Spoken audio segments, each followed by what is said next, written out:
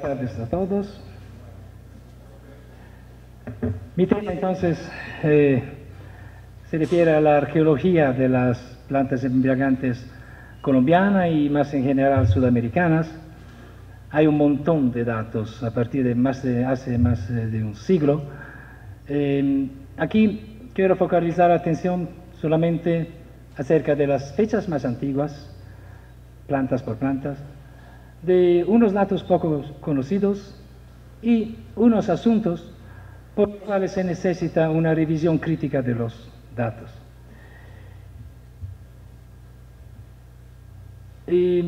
Estudiando la arqueología de las plantas embriagantes, se utilizan solitariamente 4 tipologías de documentos.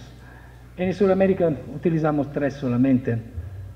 Una es la que se llama la evidencia directa, es decir, cuando en los hallazgos, en las excavaciones, se encuentra la planta misma o eventualmente se encuentran sus alcaloides, por ejemplo, el pelo de una momia, las hojas adentro de la boca de la momia, trocitos de yopo quemados adentro de una pipa. Esta es evidencia directa. Y una segunda tipología son los parafernalia del uso, porque para utilizar las plantas se utilizan instrumentos, pipas para fumar, tapetas y cánulas para inhalar, y también esta segunda tipología de documentación nos dice mucho sobre la relación humana y la tipología del uso del hombre con estas plantas. Una tercera tipología de documentación es la iconográfica. Es la más aleatoria, porque no siempre, en pocos casos, estamos seguros que la planta que está pintada o dibujada en las rocas sea seguramente esta planta y no otras. Pero también esta documentación puede ser útil para entender específicamente el contexto de uso de una planta psicoactiva. Como he dicho, hay una cuarta tipología de documentación que aquí no he puesto porque en Sudamérica no se utiliza mucho. En otras plantas sí, son la documentación literaria. Se utiliza muchísimo en las poblaciones que tienen una escritura antigua de milenios de anticristos, como puede ser en Mesopotamia con los sumerios, los asirios o los egipcios antiguos con sus jeroglíficos. Allí está muy importante esta cuarta tipología de documentación. Empezamos con la ayahuasca, la más problemática, ayahuasca ya sé, más problemática por la aceptación de una nueva hipótesis que se está desarrollando en estos últimos años. Por ayahuasca aquí entiendo el brebaje psicoactivo en su fórmula clásica, es decir, el cocimiento del bejuco de la Banisteriopsis cacti, más las hojas que tienen MAO inhibitores como principios activos, más las hojas de Psychoptea viridis o Diplopteris capitana, que contienen DMT y hermanas, las vitaminas alucinógenas. Hace 10 años que en los libros, en los artículos bien académicos, se dice, la ayahuasca es antigua de miles de años el uso humano de la ayahuasca. Y cuando se pone la fecha, solitamente se pone a 5.000, 6.000 años de edad, de antigüedad. ¿Por qué se pone esta fecha? Porque es la fecha, por Sudamérica, del inicio de la alfarería, de la vasilla, porque conocemos que para poder preparar la ayahuasca en su fórmula clásica se necesita alfarería, vasilla para cocinar. En realidad no se necesita esto, conocemos la preparación de la ayahuasca del yace fresco sin cocinado. Pero la alfarería la más antigua en Sudamérica de momento es fechada al 4.400, 4.000 a.C., cultura Valdivia en Héctor. Todos ponen esta fecha, que es el inicio de la alfarería, como el inicio de la utilización de la ayahuasca, pero esto es impropio, esta deducción. Y no solo en esos últimos años, un pequeño grupo de investigadores de diferentes disciplinas, incluido, estamos revisionando en manera crítica este uso milenario de la ayahuasca que todos dicen. Porque, ante todo, la arqueología es totalmente muta. No conocemos un dato, seguro cierto, arqueológico, de evidencia directa o de paternal o de iconografía, que se puede referirse a la ayahuasca. No solo no parece ser antiguo de millares de años, sino que un conjunto de estudios etnomusicólogos, filológicos, etnohistóricos, históricos, etnobotánicos, nos están demostrando todo el contrario, que la ayahuasca en su fórmula clásica es algo de muy reciente, unos siglos, 300, 400 años, no más. Por ejemplo, hay un etnomusicológico que ha controlado los sícaros, estos cantos asociados al uso de la ayahuasca, estudiando los sícaros de todas las poblaciones, las etnias que utilizan la ayahuasca, se ha visto que tienen una base musicológica común. Cuando la música conocemos que es uno de los elementos culturales que más se diferencia entre las etnias, también etnias cercanas tienen una diferenciación musical muy fuerte, pero por los ícaros no, hay una base común musical, lo que es contrario a la idea que sea algo de muy antiguo. Un estudio filológico, analizando las etimologías de las 50 y más maneras de llamar los nombres, de llamar la ayahuasca en las diferentes etnias, se ha visto que la mayor parte son simplemente traducciones locales de la palabra quechua ayahuasca, bejuco del muerto. Nosotros también, por lo que se refiere a los cronistas, los primeros cronistas españoles, ya en el 1500, en sus escritos, ya hablan de todas las otras drogas, de la coca, de la wicca, de la chupa, de la chica, o la ayahuasca, el silencio total. El primer documento que habla de la ayahuasca como brebaje, y también propio ayahuasca en absoluto, es este documento de 1738, del jesuita Pablo Maroni. Es muy claro como referimiento. Mira que no hay que darse cuenta de lo que dicen los chamanes, o tampoco de lo que dicen los neochamanes o los movimientos modernos religiosos que es la ayahuasca, que es la ayahuasca antigua de millares de años. Porque, por ejemplo, como ha demostrado en manera increíble un estudio de Shepard, el colega Shepard, que ha estudiado entre los Machichenga y los Yora, que son dos poblaciones de la Amazonía peruana, donde sus chamanes dicen que su uso es muy, muy antiguo. Aparte que al preguntar a estos chamanes qué te ha enseñado el uso de la ayahuasca, ellos indican chamanes de otras etnias. Raro, como cosa. Y nosotros, el estudio histórico de Shepard ha demostrado que entre los Machichenga la ayahuasca ha llegado no antes del 1950 y pues los Yora ha llegado no antes de 1983, algo de muy recientes. Parece que hubo dos flujos migratorios culturales, de hombres también, bastante recientes. Uno es el flujo migratorio provocado por misioneros evangélicos y otro el flujo migratorio de los trabajadores del caucho. Parece que estos dos flujos migratorios han sido responsables de la difusión del conocimiento, la difusión de la ayahuasca en diferentes etnias amazónicas.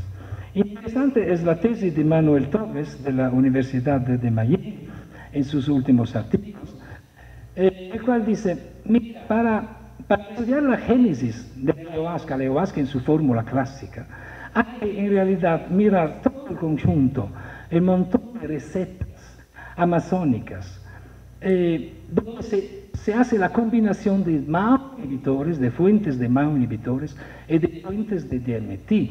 Por ejemplo, hay una población que mastica el bejuco del Banisteriopsis y después toma una infusión de Psychotria vitis. Esto puede ser una fórmula de la ayahuasca. Hay casos donde se toma mucho nicotiana y después se toma únicamente una fuente de diametina, Psychotria viridis, pero hoy día conocemos que en el fumo de tabaco hay los mismos beta-carbolinas, los mismos inhibidores del bejuco del cannabis. Tenemos documentación en el pasado que había quien ponía las fuentes de diametil, Psychotria viridis o otras plantas, directamente dentro la chicha o la chicha de moglie, un fermentado alcohólico. Y hoy conocemos que en todos los fermentados alcohólicos, el vino, la cerveza, la chicha, están presentes los MAO inhibidores, Armal, Armalin, lo mismo compuesto que están en el Banisteriopsis capi. Entonces, Torres dice esto, que las poblaciones amazónicas han sido siempre grandes experimentadores, a combinar las cosas, a probar. En esto conjunto de experimentaciones, la ayahuasca en su fórmula clásica simplemente ha sido una de los últimos descubrimientos, una de las últimas recetas de esta combinación de MAO inhibitores y de fuente de DMT. Entonces, de momento, como fecha más antigua, por la ayahuasca en su forma clásica, no podemos fechar antes de la segunda mitad del segundo milenio de nuestra era. Conozco que hay muchas protestas sobre estas cosas. Hay gente que no le gusta a los chamanes, tampoco muchos otros, organistas, etcétera, están protestando.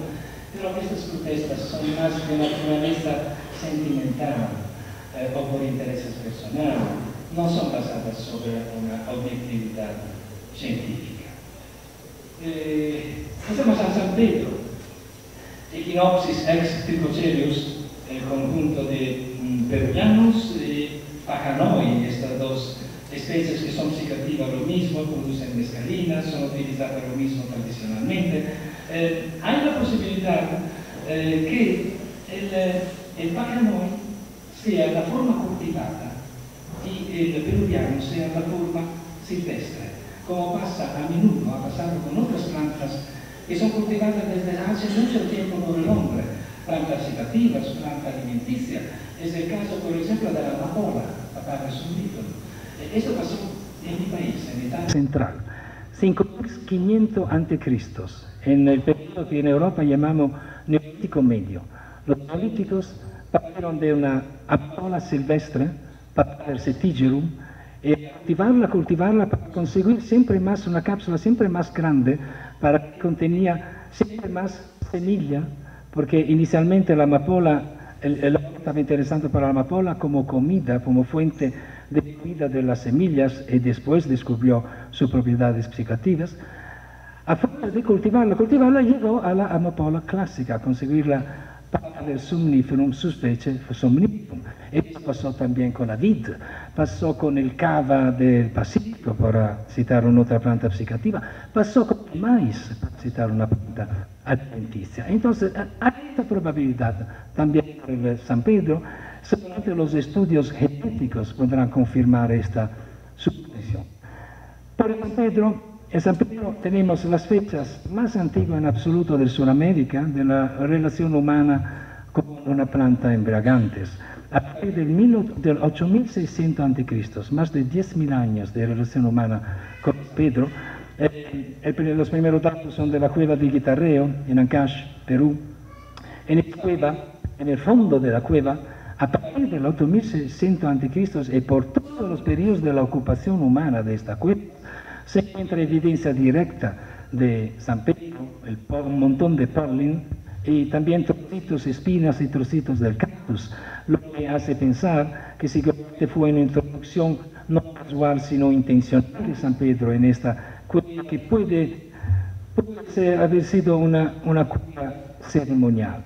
A partir de esta fecha se conoce un montón de datos, conocemos una iconografía muy articulada entre muy etnias pre-incaicas del San Pedro. El más afamado creo que es esto, el portador de San Pedro, cultura Chavino, 800 a.C.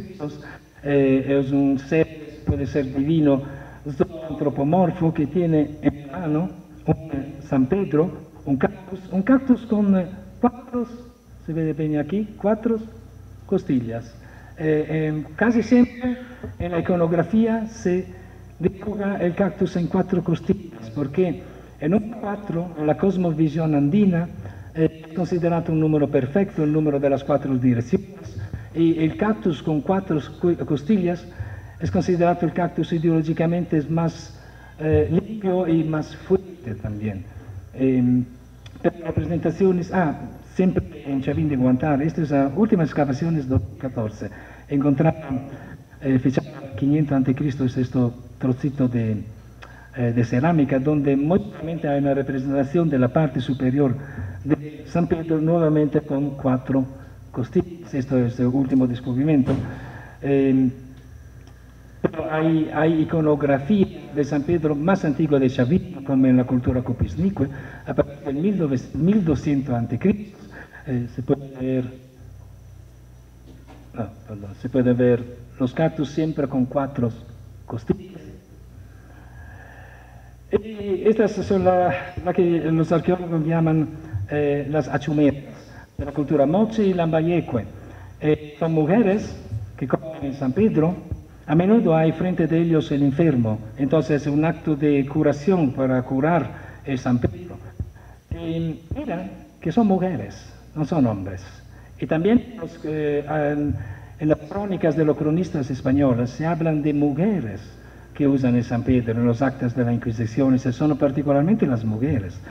Y esto es algo de diferente respecto a estudios antropológicos que hace más de 50 años antropólogos varones en el norte del Perú a estudiar el curanderismo peruano, donde se utiliza el San Pedro con la mesa, etc. Y estos antropólogos preguntaban, en el preguntar a los curanderos, mira, pero ¿hay mujeres que curan con San Pedro? No, solamente nosotros. Entonces se confiaron de esto. Hasta que no llegó hace 15, 17 años, llegó una antropóloga mujer que se fue entre los curanderos, se fue en los mismos lugares entre las mujeres. Y después ganó un poquito de confianza con ella. Con ella preguntó, mira, ¿hay mujeres que curan con San Pedro? Claro, esta. Y en meses descubrió 20 curanderas que utilizan en San Pedro. Es para decir que todavía hoy siempre el género y moral del investigador influyen sobre los resultados de sus investigaciones. Cultura Nazca, primero, cuarto siglo después de Cristo, es una cultura maravillosa. Nazca es afamada en particular por sus líneas, geoglifos, pero tiene también una alfarería maravillosa, muy psicodélica, muy dramática. Estos son hilos bastante grandes, como 80 centímetros, son representaciones de divinidades Nazca, y podemos ver en las sombros, como se aquí, cactus de cuatro costillas. Esta pintura Nazca, un ave arriba de un cactus con 4 costillas. Es poco conocido, esto es se llama monolito del Toldo, provincia de Ayabaca, norte del Perú siempre. Es un monolito de piedra, pulido en los 4 lados, antropomorfizado, se puede ver. Y muy probablemente es una representación de un San Pedro. Estamos proprio en el corazón de la cultura de San Pedro, del utilizo tradicional moderno también de San Pedro. Y a pocos kilómetros de esto se encuentra también arte rupestre, con nuevamente campos de San Pedro antropomorfizado. Malamente los arqueólogos no han sido todavía capaces de fechar, de dar una data a esto objeto. Pero esto es el único momento, de momento, representación de San Pedro en forma estatuaria completa. Pasamos a la coca. También con la coca tenemos una fecha mucho antigua. El momento es 6000 a.C. Está en el documento más antiguo, está en Perú, en el valle de Conchoc. Se encontraron en los suelos de casas bolitas de coca truxilensis, la variedad truxilensis, más bolitas de carne. Conocemos que la coca se utiliza conjunto con una base, una fuente básica, carne o oro. Y a partir de esta fecha de 6000 a.C. conocemos un montón de evidencia directa por todo las poblaciones peruanas, no solo peruanas, hasta llegar a los incas. Esta es la famosa chica de Yuyayaco, que se encontró en la sierra más de 4.000 metros en perfecto estado de conservación, como se puede ver, echado al 1500 de nuestra era. Se puede ver todavía que ella tiene su bolo de coca, de hojas de coca, pero no solo, en este caso tenemos también una otra tipología siempre de evidencia directa, que es el análisis del pelo. Este pelo de 2 años, más o menos. Y ahora, los arqueométricos, así se llaman en Europa, por lo menos los químicos aplicados a la arqueología, hacen esto, toman el pelo, lo cortan, hacen el análisis segmental, se dice, es decir, lo cortan centímetro por centímetro y analizan cada trocito. Y así podemos conocer una historia de sus últimos 2 años de vidas antes de ser casi sacrificada. Esta pertenece a los sacrificios incas de la Capadocia, cuando los incas sacrificaban chicos y más frecuentemente chicas a las divinidades de la sierra. Y se puede ver que a 6 meses antes de ser sacrificada hay un pico de cocaína en su pelo. Y después, además de la cocaína, se cuenta el alcohol, cocaína, alcohol, porque se encontró en el pelo el cocaetileno. El cocaetileno no existe en la naturaleza, es un compuesto que el cuerpo metaboliza y construye cuando uno utiliza contemporáneamente alcohol y cocaína, y el cuerpo, para buscar de metabolizar, hace una unión de estos moléculas que es el cocaetileno y que se puede entrar en el pelo de esta pobrecita.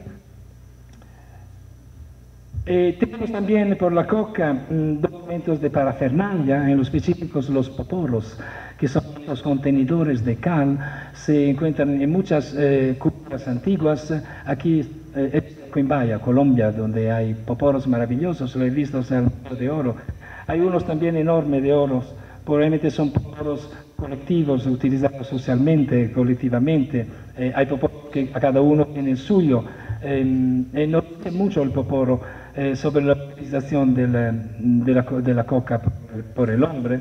Y tenemos también una buena iconografía de la coca, por ejemplo, entre los moches,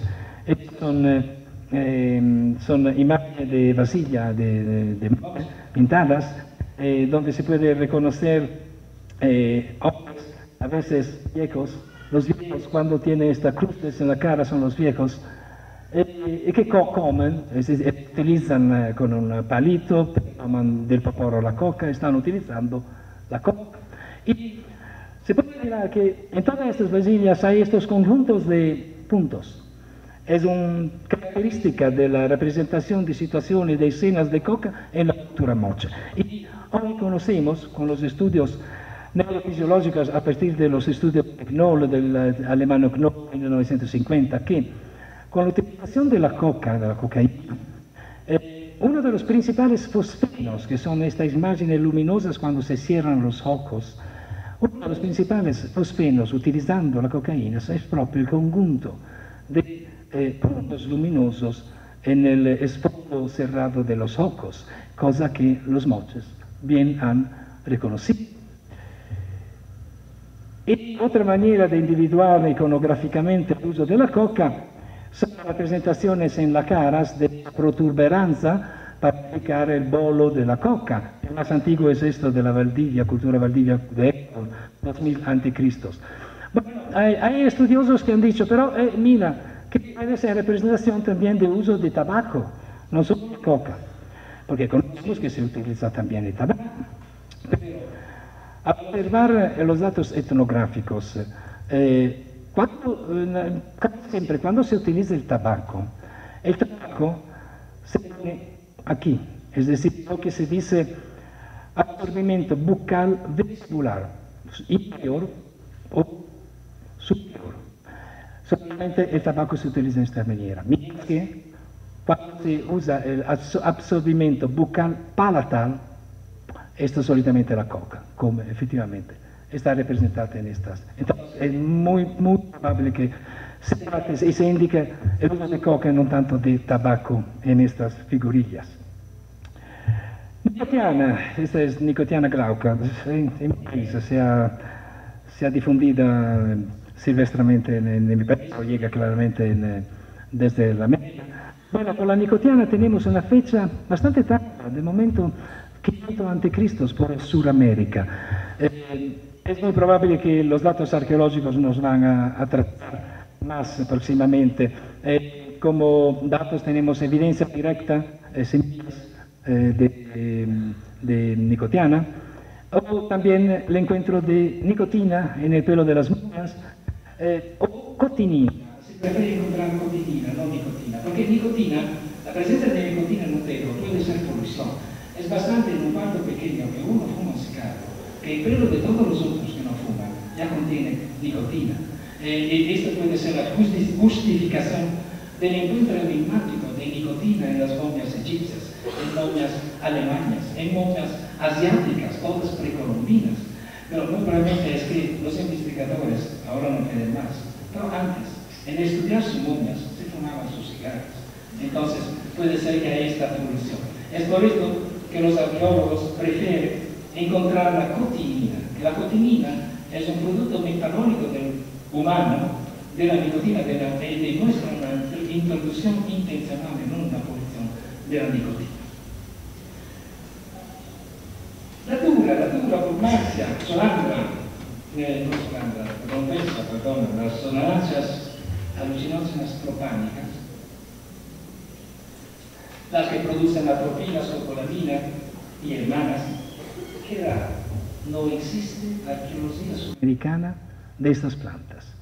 Yo encontré solo un dato, semillas de datura extramonio en un cerrito del Uruguay. Cerritos son estos montículos frente de la costa, montículos antrópicos muy antiguos. Y encontraron uno estas semillas y no se pudo fechar, entonces tampoco conocemos la fecha de esto, pero nada, no conocemos datos arqueológicos sudamericanos. Esto es raro frente al enorme utilización de las borracheros, de las daturas en las poblaciones tradicionales actuales. Tenemos un poquito más de suerte por en Norteamérica, donde en la cultura pueblo, en muchos sitios se encontraron semillas de datura extramonio, datura inocia, pero son todos fechados a los segundos milenios después de Cristo, son fechas antiguas. Pero aquí hay que hacer una corrección muy importante, porque hace 25 años los botánicos estadounidenses publicaron con una grande seguridad, demasiada seguridad, diciendo, las daturas, ninguna datura fue presente en la Eurasia, y más en general afuera de las Américas, antes de Cristóbal Colón. Y ahora hay muchos estudiosos que siguen esta idea, pero no es verdad, esta es una equivocación. Simplemente no conocen datos arqueológicos europeos, quizás porque publicados en idiomas difíciles como el catalán o como el húngaro, pero conocemos hallazgos de datura extramonio, frutos, semillas, fechados a lo que llamamos en Europa la primera edad del bronce, segundo milenio antes de Cristo. Las fechas más antiguas es del 1700 a.C., en la República de Andorra. Andorra es un pequeño país que está en los Pirineos, entre Francia y España. Allí se encontró en una vasilla de la edad del bronce semillas y frutos de datura extramonio, así como en el sitio de Peć, en Hungría, se encontraron semillas de datura extramonio, siempre segundo milenios antes de Cristo. Entonces no hay que seguir más esta idea, esa es una equivocación. Por lo menos una datura, la datura extramonio, seguramente fue presente en Europa y no solo a fecha muy antigua. Es que de momento la fecha arqueológica más antigua de las daturas está en Europa, no está en la América. Y también es muy probable que una otra datura, la datura media, fue presente en la India en periodos precolombinos. Tenemos iconografía y tenemos documentos literarios precolombinos que muy probablemente demuestran la presencia de datura metal como una de las plantas del dios Shiva, el Shiva original, porque el Shiva bueno, pues muchas fases. El sitio original, su iconografía, su planta específica, la flor, la natura. Entonces es importante no seguir esta idea que las naturas no fueron presentes en Eurasia. En un sentido iconográfico es tan difícil reconocer una flor de borrachero, hay así tantas flores similares, es difícil reconocerla en la iconografía. Probablemente lo único dato bastante probable es esto del monolito Telio, Sabin, 750-800 a.C., en la parte final del Noveno Telio, se pueden encontrar 3 frutos, una hoja y, bueno, se ve aquí, una flor con 5 pétalos, típicos de las borracheras.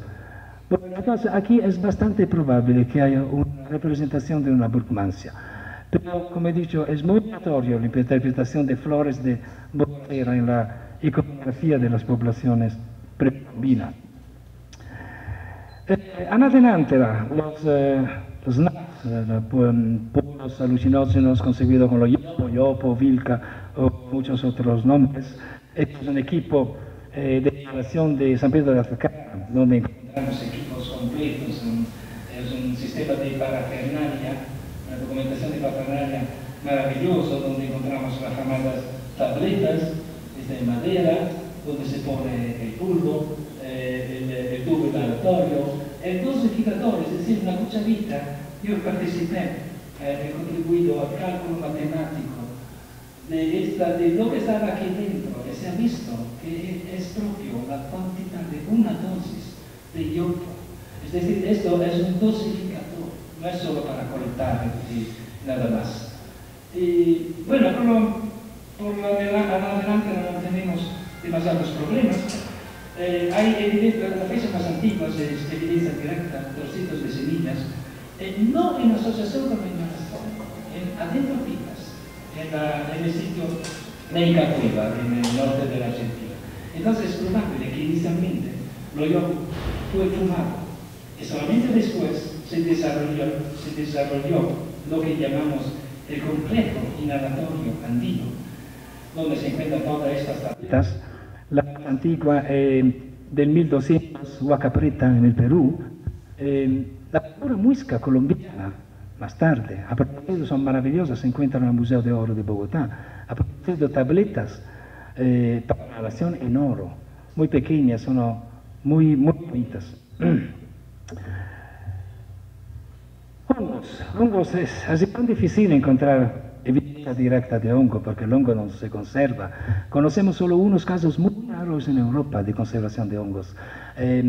Hace un año nomás se encontró lo que es el dato arqueoetnomicológico más antiguo, paleolítico. Una mujer en El Millón, un sitio del norte de la España, una mujer paleolítica del 17.500 a.C., entre los dientes se encontraron trocitos de un machete, de un ojo. A demostración que también el hombre paleolítico utilizaba como dieta también los hongos. Por los hongos psicoactivos y por el Sudamérica, conocemos solo un dato bastante estudiado, bastante cierto, que es lo de los, dicho, colgantes de Darien. Son producidos en Colombia, Panamá, Costa Rica, por diferentes culturas, Colima, Yotuato, Quimbaya, todos en oros. La estructura más clásica es esta, una figura antropomorfa, zoomorfa en su cara, muchas veces no aquí, pero muchas veces tiene un sapo aquí. Y hay estas dos características protuberancias en forma de hongo. El más antiguo es propio esto, 100 a.C. Es muy pequeño esto, 2,5 centímetros. Después construyen colgantes más grandes, hasta 20 centímetros, y todo esto tiene estas protuberancias funginas. Esto es por lo menos una que los arqueólogos todos están bastante en acuerdo, son representaciones de hongos psicoactivos, psilocibínicos. Hay que ver mejor la parte detrás de los colgantes para ver bien el tallo, ¿no? La forma fungina de estos. Hay algunos de estos, tiene el sombrero aquí, hay la que se llama botánicamente la papilla, es una pequeña protuberancia como que es típica de las psilocibes, de los hongos psilocibínicos del género Psilocybe. Es lo único dato de momento bastante cierto de un culto, de un uso de hongos en el Sudamérica. Y por la Colombia conocemos como 5 especies de psilocibe alucinógenas. Y se conocía en el pasado. Normalmente ahora yo hablé con chicos de la Universidad de Bogotá hace unos días que me han dicho que ellos se van a la sierra a colectarlos, estos hongos psilocibínicos, pero claro, los taitas y otros curanderos, etcétera, no conocen los hongos. Se perdió probablemente este conocimiento con el tiempo, probablemente con la llegada de los españoles o de la Inquisición, ¿no? Que la Inquisición ha cortado muchísimo, en Europa ha cortado todo este conocimiento, y aquí no lo ha cortado, pero probablemente con unas de estas cosas, por ejemplo, los hongos, ha sido capaz de cortar este conocimiento antiguo. Siempre que imbago, este es un poporo de contenedor de cal representa un cachique con 2 hongos. Siempre esta demostración que muy probablemente la interpretación etnomicológica de los colgantes de Darius es correcta. En Colombia se conocían los hongos en el pasado. Estamos acostumbrados a ver los embriagantes como plantas, siempre como plantas, hongos, en el mundo vegetal. En realidad, hay fuentes embriagantes animales o partes de animales. Es un desarrollo de estudios de estos últimos 20 años. Por ejemplo, los Hur del Sudán, una tribu del Sudán, ellos conocían que la medula de la jirafa, y la jirafa tiene muchísima medula con su collo muy largo, es psicoactiva, es alucinógena, y la utilizaban a las jirafas sin comer la carne, simplemente para conseguir su medula alucinógena. No conocemos lo que tenía. Hasta muy poco, hasta que el gobierno de Sudán le ha dicho, párate porque no está matando todas las jirafas, párate de jirafa, te damos el alcohol, ahora están todos borrachos los del Sudán. Bueno, este es un caso, un ejemplo de uso, de utilización de fuente animal de drogas. Por Sudamérica cito este caso, que es un caso en realidad de fuente secundaria de droga, es decir, no es el animal que produce por sí mismo la droga. Es un caracol que se puede ver, que está acostumbrado a vivir en el San Pedro, y hace cueva, ¿no? Cueva de San Pedro. Es una foto de Carlo Brisa que me ha pasado, agradezco. El caracol, comiendo el San Pedro, su carne se ve llena de mescalina, que es la que está en San Pedro. Y los monjes antiguos habían entendido esto y comían el esponjoso. Y no solo, hay una divinidad caracol, una divinidad escudos como esta. Aquí hay un guerrero, este de Moche, hay un guerrero en adoración frente a esta divinidad, que es la divinidad escudos. Esto es uno de los casos de fuente secundaria de drogas, es decir, no es el caracol que produce, la fuente primaria es la mescalina, el San Pedro, y el caracol es la fuente secundaria.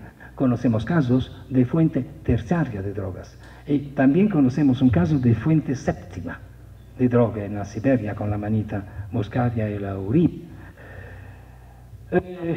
Bueno, esto es un resumen de las fechas más antiguas.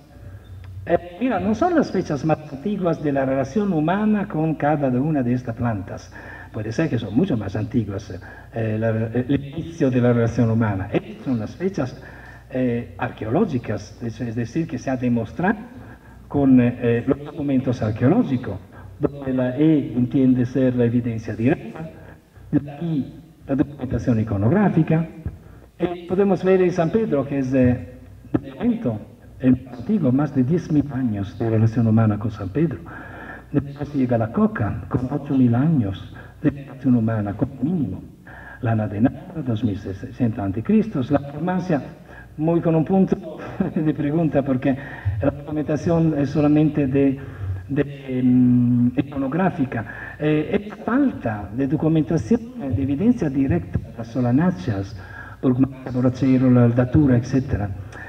Es algo de enigmático. Hay que decir una cosa, que cuando ahora que se utiliza mucho la técnica de analizar los tejidos biológicos arqueológicos, uñas, pelos, huesos, de momento los investigadores no buscan la proteína, la escopolamina y sus metabolitas. Esta es una invitación a hacer esto, que no hay que buscar solamente la cocaína y sus metabolitas, o la nicotina y sus metabolitas, o el alcohol y sus metabolitas.